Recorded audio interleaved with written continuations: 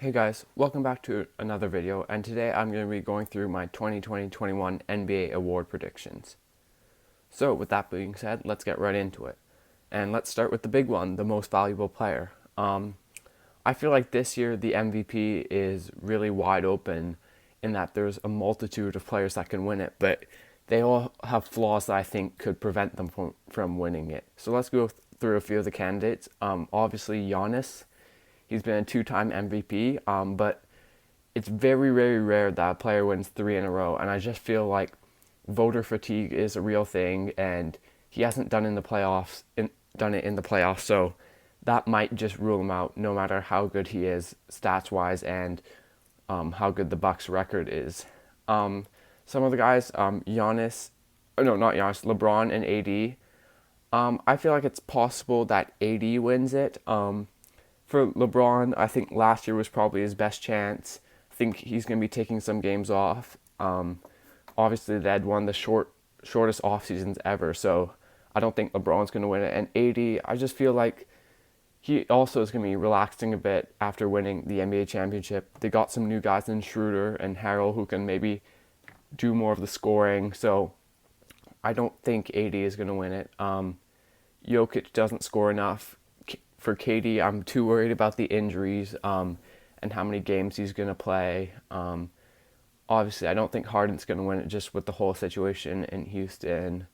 And then there's the favorite, Luka Doncic. And I think Luka has a good chance of winning it, but he's not my pick because I don't think the Mavs will have a good enough record without Porzingis. And I feel like the media will be like, he has plenty of time to win an MVP, and I think he will win multiple MVPs in his career, but I don't think he's going to do it this year because my pick is Damian Lillard from the Portland Trail Blazers.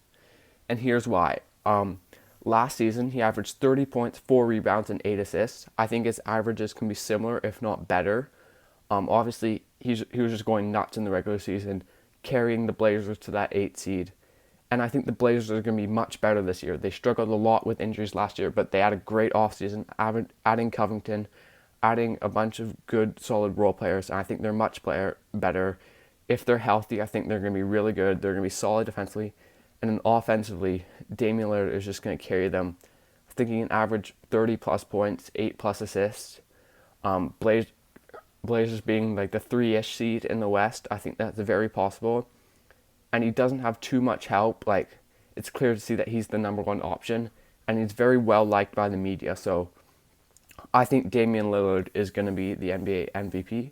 And if we look at a dark horse, just some of the young guys like Jason Tatum, now he's the clear number one option. I think he could be a dark horse for the MVP, but I'm going with Damian Lillard. And then for Defensive Player of the Year, this is a tough one. I think it could come down to Anthony Davis versus Giannis. They were the two candidates last year, and I think the Lakers' defense might fall off a little bit just with them relaxing a bit more. Harrell isn't a great defender. Schroeder isn't a great defender. They lost some defenders like Danny Green. So I think their defense could be a bit worse. And I think the Bucks will be the number one defense in the league again. And I'm going to go with Giannis. Just for him clearly being the best defender in the Bucks. I think they'll be the best defense again. And his defensive stats are going to be great in terms of the Bucks' defensive rating, his on-off numbers, his blocks, his steals, all that. He's a versatile defender. He's a really good defender. I think he affects the defensive end a lot, and I just think he's going to win Defensive Player of the Year again, just because the Bucks are going to be so good defensively. And for a dark horse, I think Ben Simmons is a bit of a dark horse. Just a versatile defender he can definitely lead the league in steals, but I'm going to go with Giannis. And then for Most Improved Player, probably one of the toughest awards to predict just because you don't know who's going to improve, and it's a lot of who gets more shots and that type of thing. I think I've picked out two candidates, DeAndre Ayton and Jamal Murray. For Ayton, last season he averaged about 18 points, 11.5 boards, so good, but still room for a lot of improvement. I think the Suns are going to be better. I think playing with Chris Paul is going to be huge for him. We saw what Chris Paul has done to DeAndre Jordan, who doesn't have much skill. DeAndre Ayton, very skilled player. I think he can definitely average like 24 points, 12 boards. That's a huge jump, and I think he can do it. I also think he's going to improve defensively, and the Suns are going to be better. And there's Jamal Murray, who last season averaged about 18 points, 4 rebounds, and 5 assists. But he took a huge jump in the bubble, and he averaged 26 points in the playoffs. And I think he can do that in the regular season, and that provide a massive improvement. So let's say he's about 25 points, 5 boards, and 6 or 7 assists. I think that definitely puts him in with a good shot of winning it. But I'm going to go with DeAndre Ayton, just playing with Chris Paul. I think Murray's already improved, and people have seen that with his playoff performances. So I'm going to go with Ayton, just getting better overall and playing with Chris Paul. I think that's going to help him out massively. And then if we go to Sixth Man of the Year, which is, again, a tough award to predict, especially this year because players are going to be missing time with rest and maybe the virus and things like that. So it's hard to pin down every team's starting lineup and therefore who's coming off the bench. But I'm going to go with Norman Powell from the Toronto Raptors. He's an athletic two-guard. Last season, he averaged 16 points, 4 rebounds, and 2 assists. And I think he's clearly coming off the bench. He's a good scorer inside and a good shooter. And I think he could definitely take the third or fourth most shots on the Raptors. Average about 18 points a game, maybe 5 boards and 3 assists. I think that's very reasonable.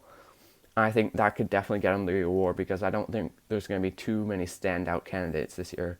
Maybe some of the Lakers guys like Harrell and Schroeder, or whoever comes out off the bench out of LeVert or Dinwiddie, but I'm going to go with Powell just being an important part of the Raptors offense and getting plenty of shots, and I think he's a very good player, so I think Norman Powell is going to win the Sixth Man of the Year. And then if we go to Rookie of the Year, this again is really tough to predict because we just haven't seen these rookies play in the NBA. But again, I've identified 2 candidates that I think have a really good chance of winning it, and that's LaMelo Ball and Obi Toppin. With LaMelo, we all know how skilled a player he is, how good he is at playmaking and ball handling, and he's a good rebounder too. So also, I think the ball is going to be in his hand in Charlotte, and he's going to have a lot of opportunity to put up stats. So that's obviously huge.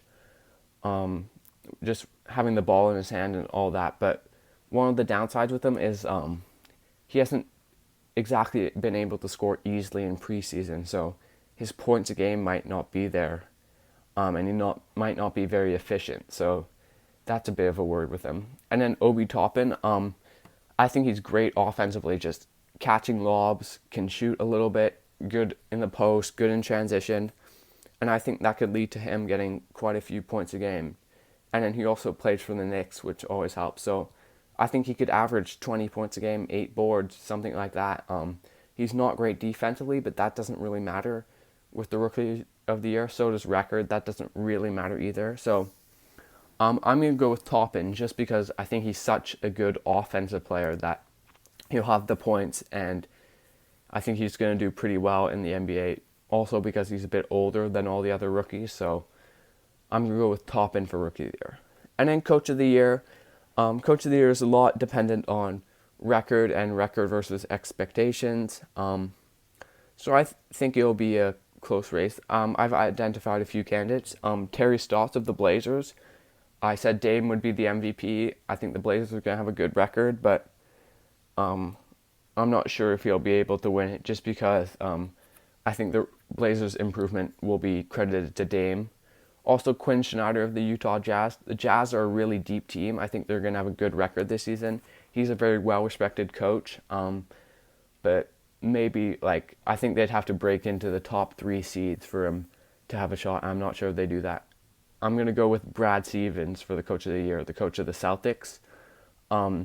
He's very well-respected across the NBA, and he's really great plays, out-of-bounds plays. He's really good with the X's and O's, so I think that's a massive positive that he's actually a really good coach. And then I think the Celtics could get the 2nd seed, and without Hayward, Kemba being a little injured for the start of the season, they don't have great depth. So if they're able to get the 2nd seed, I think people will look at Brad Stevens and say, wow, what a great job he's done. And I think he'll be able to win the Coach of the Year. But you never know. So to summarize, MVP Damian Lillard. Just the Blazers being better and him putting up crazy stats. Defensive player of the year, Giannis, just the Bucks defense. Most improved player, DeAndre Ayton, playing with Chris Paul. Sixth man of the year, Norman Powell. Lots of opportunity. He's a good player.